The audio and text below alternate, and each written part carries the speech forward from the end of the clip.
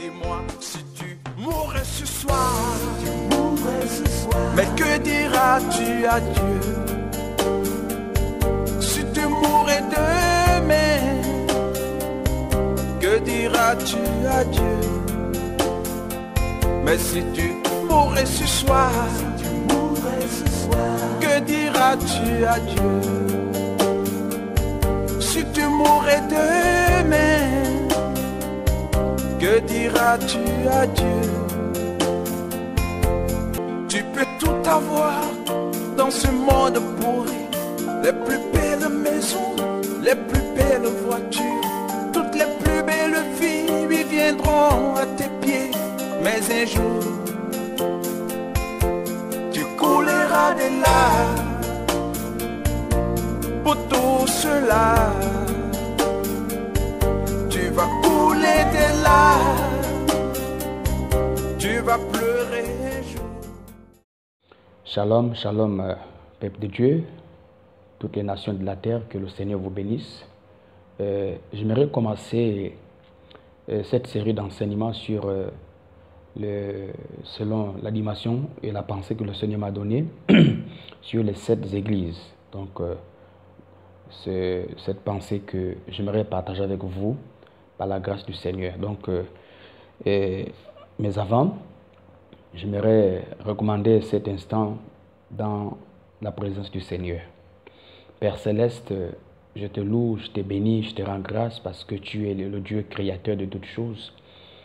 Et tu nous donnes encore l'occasion, la grâce et l'opportunité d'être ici pour partager ta parole afin qu'elle nous éclaire, qu'elle nous amène dans d'autres dimensions, afin que nous puissions comprendre dans les profondeurs et saisir ta pensée. Au nom de Jésus-Christ, je prie. Amen. Comme je disais tantôt que cet enseignement va être basé sur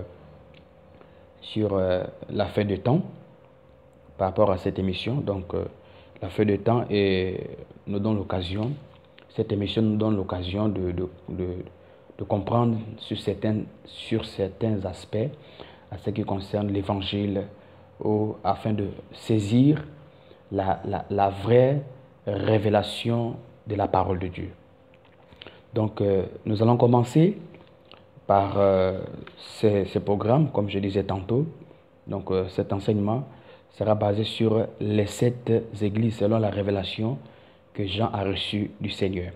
Donc, je vais commencer au chapitre 1er. Donc, Apocalypse, au chapitre 1er, à partir du verset 1.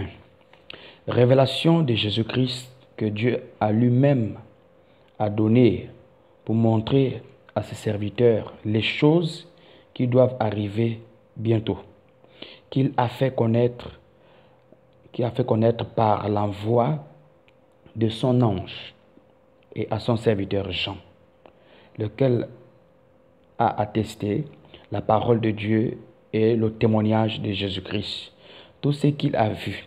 Heureux celui qui lit et ceux qui entendent les paroles de la prophétie et qui gardent les choses qui y sont écrites, car le temps est proche.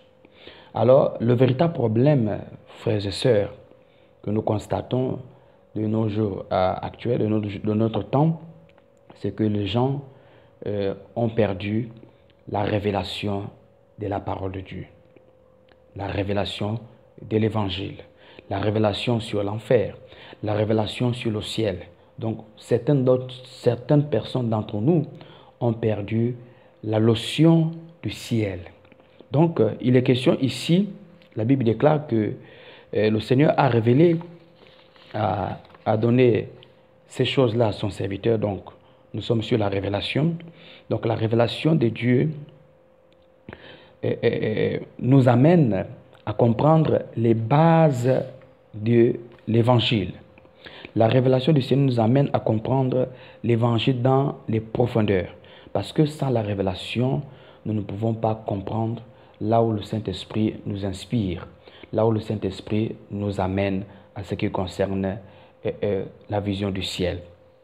Donc il dit, l'apôtre Jean a reçu ceci, selon ce que nous avons lu, et ça nous démontre comment nous devons marcher avec le Seigneur. Donc, comment nous devons marcher avec le Seigneur. Et la révélation n'est que la démonstration par Dieu de lui-même et dans sa vérité. Donc, pour comprendre les bases, les profondeurs de ce que Dieu est, de ce qu'il fait, pour saisir la vision de l'Église, la vision du ciel, pour comprendre ces choses, on a besoin d'avoir la révélation. Et cette révélation, le corps de Christ, donc les chrétiens, ont perdu la notion, parce que sans révélation, à notre temps, donc le temps auquel nous vivons, il y a tellement de choses qui sont, je veux dire, il y a tellement de contradictions à ce qui concerne l'enlèvement, à ce qui concerne l'Église, à ce qui concerne le message de la sainteté, la sanctification du corps, de l'âme, de l'esprit. Donc, jusqu'alors, nous avons nos frères, donc nos collègues, donc les hommes de Dieu qui combattent ce message qui n'est que le message du Seigneur Jésus lui-même. Donc, d'après ce que nous avons lu ici, que l'apôtre Jean a reçu le mandat pour donner, donc pour démontrer, pour apporter un indice à ce qui concerne la parole de Dieu. Donc, je lis, d'après ce que nous avons regardé ici, donc on dit « Révélation de Jésus-Christ que Dieu a lui-même donné pour montrer à ses serviteurs les choses qui doivent arriver bientôt. » Donc, le Seigneur, dans sa sélection, le Seigneur, dans sa présence, dans sa dimension, il passe par le moyen de la révélation pour véhiculer un message important, pour véhiculer la sainteté, pour véhiculer le dépouillement, pour véhiculer la sanctification. Donc, par le moyen de la révélation, qu'il nous démontre comment nous devons faire pour ne pas rater l'enlèvement. Comment nous devons faire? Comment nous devons nous préparer pour ne pas rater l'enlèvement? C'est pour cela, frères et sœurs, c'est important parce que nous devons comprendre ces choses. Nous devons saisir parce que sans la révélation, si nous n'avons pas la révélation de la parole de Dieu, nous sommes un peuple sans, on va dire, sans vision. Parce qu'on ne pourra jamais comprendre les bases du christianisme. Donc, on dit ici que le Seigneur a choisi l'apôtre Jean. Il a choisi Jean pour révéler des choses cachées à ses serviteurs. Il y a peu d'hommes de Dieu, il y a peu de pasteurs qui ont reçu la révélation de la parole de Dieu, la révélation de l'évangile qui n'est rien d'autre que la sainteté, la sanctification du corps, de l'âme et de l'esprit. Donc le dépouillement, voilà. Donc la responsabilité, donc toutes les personnes, donc les prédicateurs de l'évangile qui ont reçu la révélation, ce sont ces personnes-là qui travaillent pour amener les âmes à Jésus. Parce qu'on peut être dans une communauté, on peut faire partie d'une congrégation sans pourtant amener les âmes au ciel. Donc ce n'est pas le fait d'avoir la foule. On peut avoir la foule, mais ne pas amener ces personnes-là au ciel. Donc l'objectif, le vrai prédicateur, c'est celui qui travaille dans le but d'amener les âmes au ciel. Donc il reçoit la révélation qui vient de Dieu, il doit le transmettre au peuple, donc aux personnes, aux âmes que le Seigneur l'a confiées. Donc ces âmes, donc ces personnes qui prient dans cette assemblée, je ne suis pas en train de m'adresser à l'église bâtiment, je m'adresse au corps de Christ. Voilà. Donc il dit bien qu'il a envoyé son ange pour faire connaître par son ange, par son envoyé serviteur Jean. Au verset 2, lequel il a attesté la parole de Dieu et le témoignage de Jésus-Christ, tout ce qu'il a vu. Donc Jean n'a pas dit de choses parce qu'il fallait qu'il le dise. Jean a reçu le mandat. Il avait été recommandé par le Seigneur pour dire ce qu'il devrait entendre, pour dire ce qu'il devrait voir. Et Jean a seulement fait quoi? Il a rendu témoignage à Christ. Comprenez bien, Jean n'a pas parlé de sa vie. Jean est venu dire ce qu'il a vu, ce qu'il a entendu.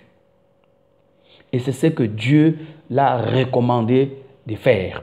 Donc, dans le sens de avertir le corps de Christ. Dans le sens de nous avertir. Parce que le but, c'est quoi? C'est pour nous avertir, frères et sœurs. C'est pour nous avertir. Pour ne pas rater l'enlèvement. Ok? Donc, on dit ici au verset 3, il dit, heureux c'est lui qui lit et ceux qui entendent les paroles de la prophétie. Heureux ceux qui lisent, ceux qui entendent. Donc, le véritable problème, parfois on peut lire et ne pas comprendre, et ne pas saisir l'esprit de la révélation. Beaucoup connaissent la lettre, beaucoup ont étudié la Bible, mais ils n'ont pas la révélation. Donc, le temps auquel nous vivons, si nous ne marchons pas selon la révélation de Dieu, nous n'allons pas comprendre les Écritures dans les profondeurs. Donc, la Bible dit, celui qui écoute, d'abord, celui qui lit est béni, est heureux, et en même temps aussi celui qui entend. Ça veut dire qui entend et qui saisit la prophétie. Et qui garde les choses qui sont écrites, car le temps est proche. Je ne sais pas quelle est votre vision pour le ciel. Je ne sais pas ce que vous pensez faire. Je ne sais pas quel est votre but. Je ne sais pas qu'est-ce que vous voulez faire dans ce monde. Je ne sais pas quels sont les projets que vous voulez réaliser. Qu'est-ce que vous voulez faire en réalité? Parce que ici, l'apôtre Jean, sa vision était connectée avec le ciel, dans le but d'amener le peuple de Dieu à la révélation qui est la sainteté, la sanctification du corps, de l'âme et de l'esprit. Donc, le serviteur de Dieu qui a reçu la révélation de Dieu doit amener le peuple de Dieu à se dépouiller, à se repentir de leurs péchés. C'est ça le but pour lequel Dieu nous a envoyés, nous a donné le Saint-Esprit pour que nous puissions comprendre les Écritures dans les profondeurs.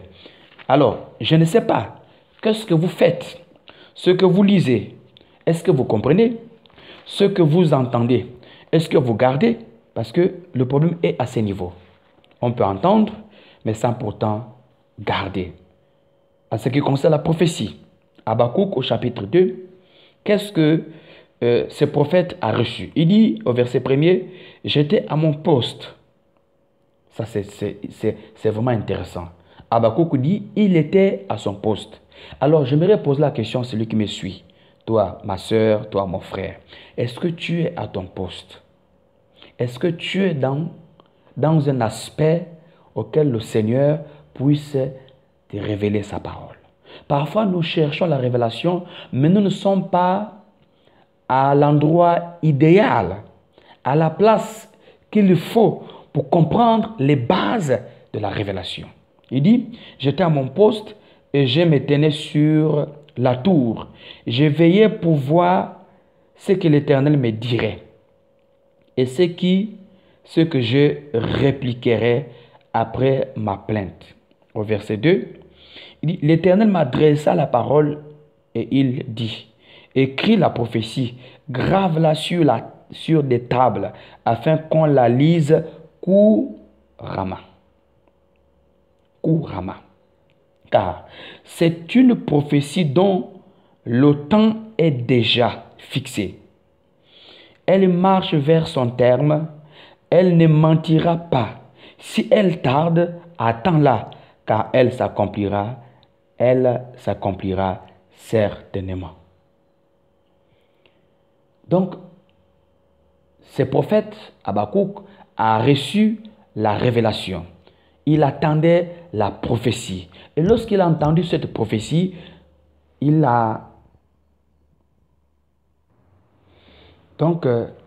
était là dans l'esprit de la révélation pour attendre l'accomplissement de la prophétie.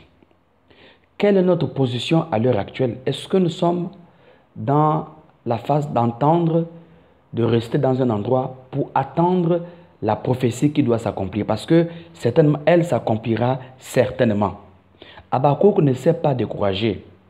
Il n'a pas laissé la faiblesse ou le sommeil prendre dessus. Il a veillé, il attendait la promesse, il attendait la révélation, il attendait l'accomplissement de la prophétie.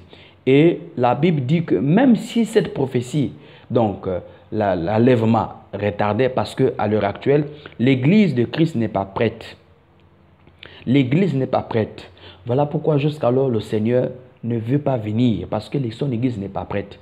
Lorsque le pourcentage des personnes qui doivent être sauvées, lorsque ces personnes-là vont atteindre le pourcentage que Dieu veut, ce qui est sûr, c'est qu'il ne pourra pas, il ne va plus tarder à venir. Car le temps est proche.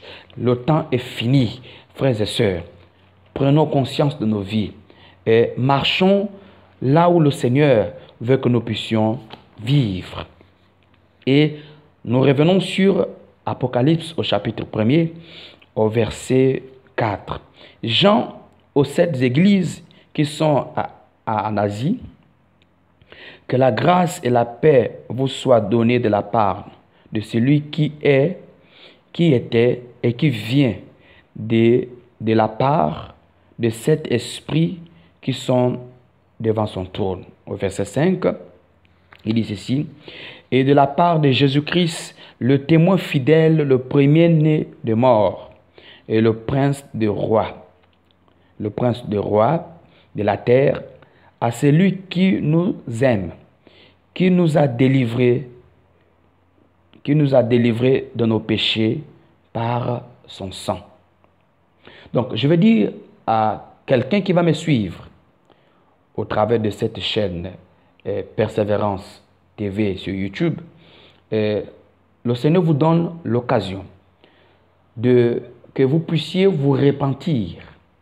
Si vous n'êtes pas encore repenti, que vous n'êtes pas encore baptisé et que vous n'avez pas encore accepté Jésus-Christ comme Seigneur et Sauveur, voici l'occasion, parce que vous ne savez ni le jour ni l'heure que Jésus viendra.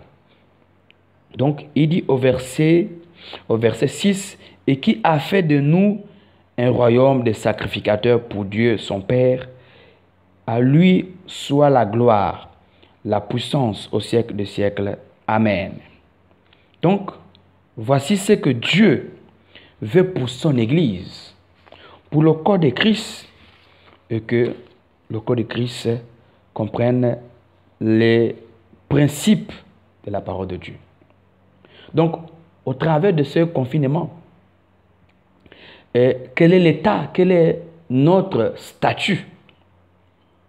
Parce que il y a beaucoup de chrétiens, à cause des églises à l'heure actuelle qui sont fermées, beaucoup ont perdu ce qu'on appelle la sensibilité spirituelle.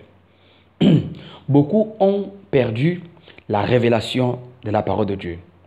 Beaucoup aujourd'hui ont perdu le bon sens de la prière. Le bon sens de la prière.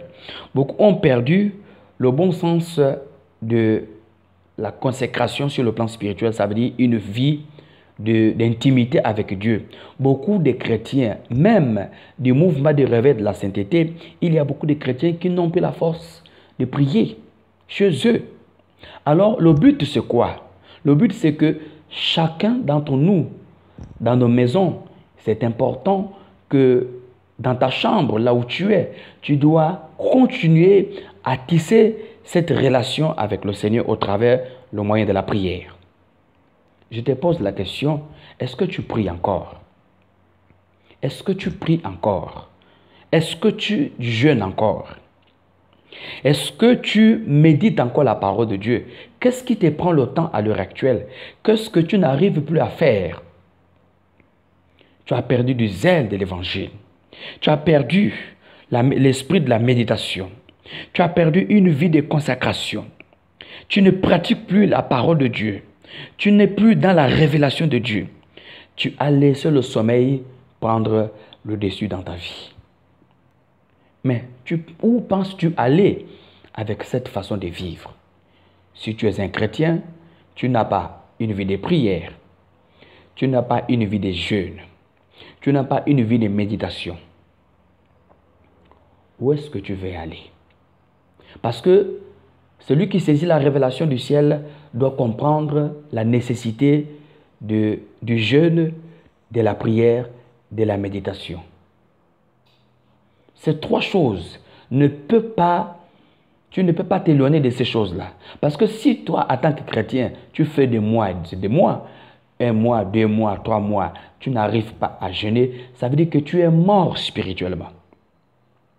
Tu es mort spirituellement. Tu n'as plus la force de prier, tu n'as plus la force de méditer la parole de Dieu, tu es mort spirituellement.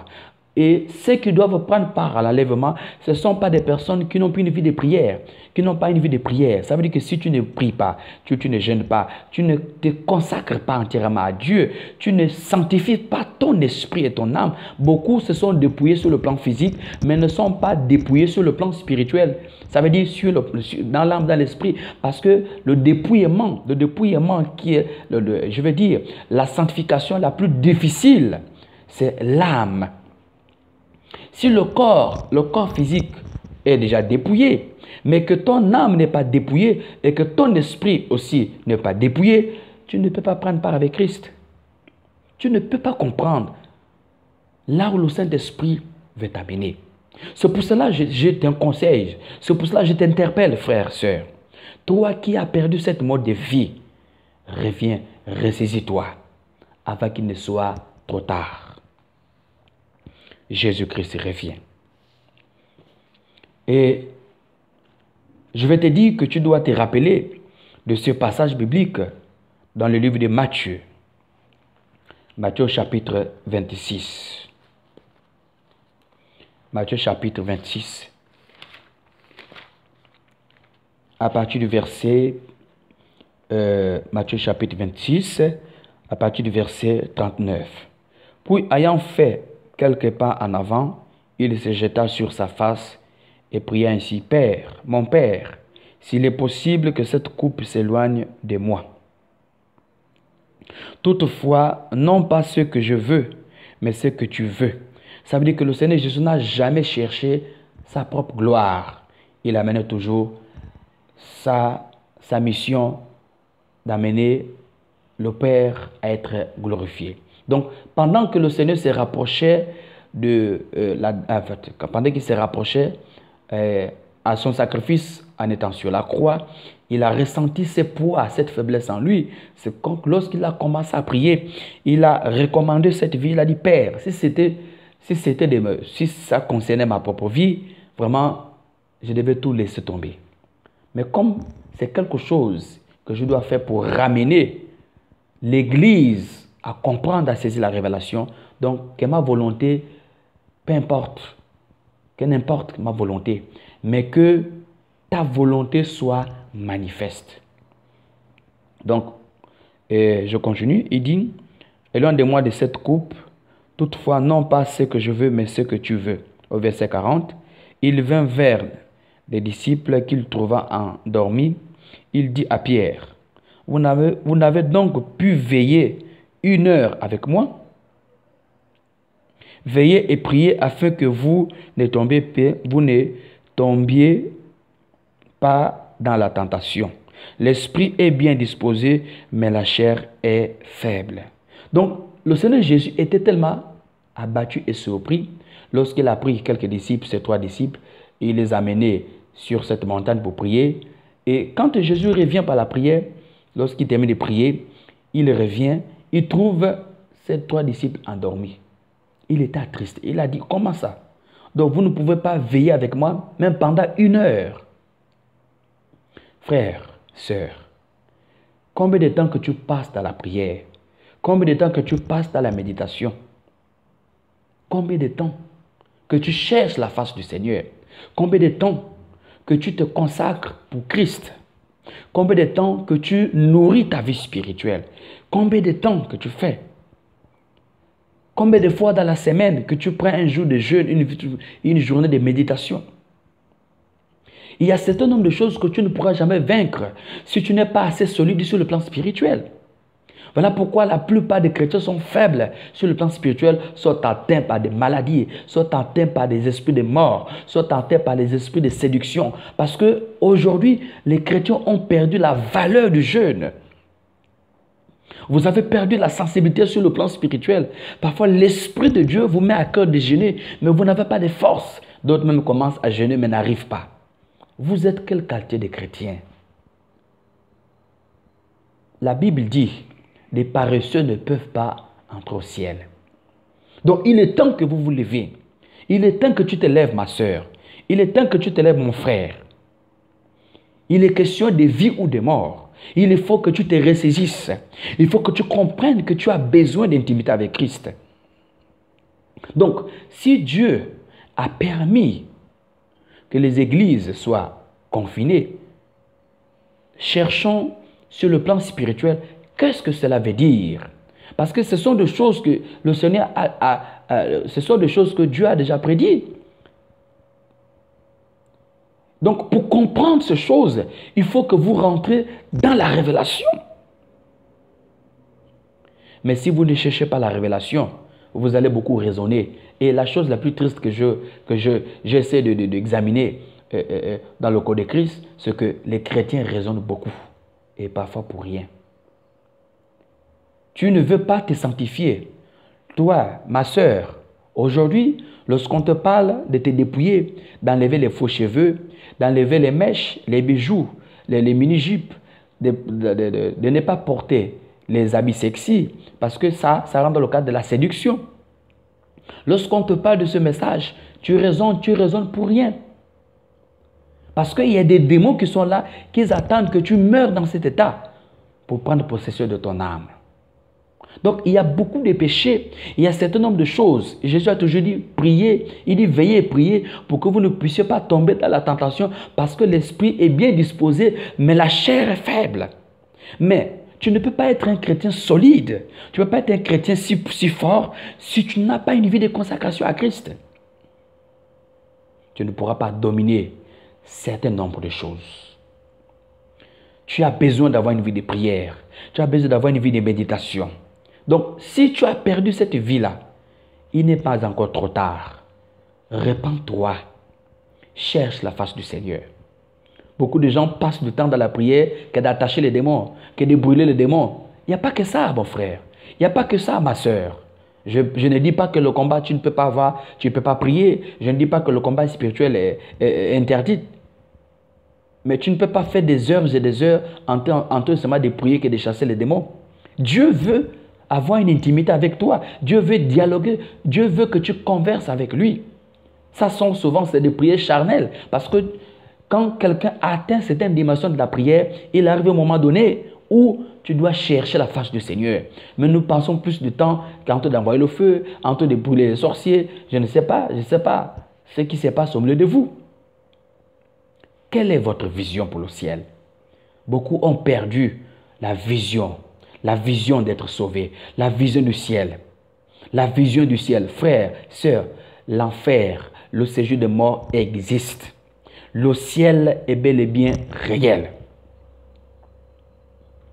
C'est pour cela que la Bible dit, veillez, parce que vous ne savez ni l'heure, ni le jour que Jésus viendra. Le problème n'est pas de mourir. Mais dans quel contexte, dans quel lieu, dans quel domaine la mort va te trouver? Est-ce que tu seras assis dans un bar? Est-ce que tu seras dans une boîte de nuit? Est-ce que tu seras dans un motel? Est-ce que tu seras dans l'infidélité? C'est dans quelle position que la mort va te trouver? Le problème n'est pas de mourir. Nous tous, nous sommes appelés à mourir. Mais c'est dans quel contexte, dans quel domaine la mort va te trouver, frères et sœurs? C'est pour cela que je veux t'exhorter. Relève-toi là où tu es. Relève-toi. Relève-toi. Je vais dire sur le plan spirituel, ça veut dire que revois ta vie, ta façon de vivre. Tu ne peux pas être chrétien, tu n'as pas d'intimité avec Dieu. Tu ne peux pas être chrétien, tu ne jeûnes pas. Tu ne peux pas être chrétien, tu ne cherches pas la face de Dieu. Tu passes tout ton temps qu'à dormir. Ça, ce n'est pas la vie chrétienne. Cherche la révélation. Il y a des choses que le Saint-Esprit pourra t'enseigner lorsque tu vas tisser une relation personnelle avec lui. Quand vous lisez Matthieu 6, il dit, entre dans ta chambre, prie ton Père qui est dans le secret, il te répondra. Il te répondra. Donc, s'il y a des choses que tu as du mal à comprendre, c'est très simple. Fléchis tes genoux, rentre en toi, prie, cherche la face du Seigneur. Les temps sont finis. Tu n'as pas le monopole du temps.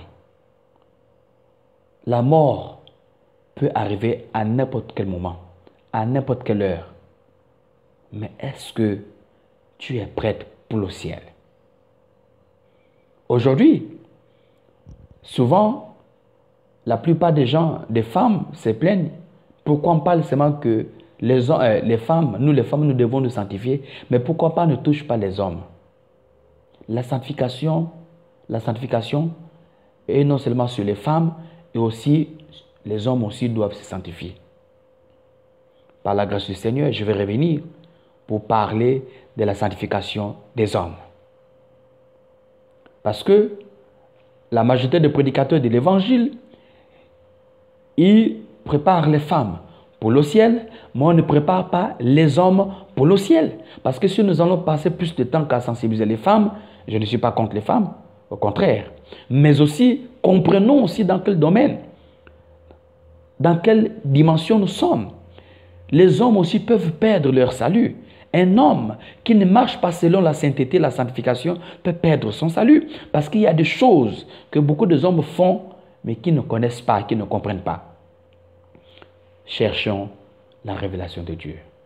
Donc, c'était sur ça que je voulais m'entretenir avec vous. Juste une prise de conscience. Donc, vous qui auront l'occasion de suivre cette vidéo, ça veut dire que le Seigneur s'adresse à vous. Relevez-vous. Organisez les programmes de prière chez vous. Vous pouvez jeûner vous-même. Vous pouvez prier vous-même. Vous pouvez chercher la face du Seigneur vous-même. Il y a certaines personnes qui ont eu des expériences avec Dieu lorsqu'ils faisaient des prières personnelles. C'est très important. Que Dieu vous bénisse. Shalom.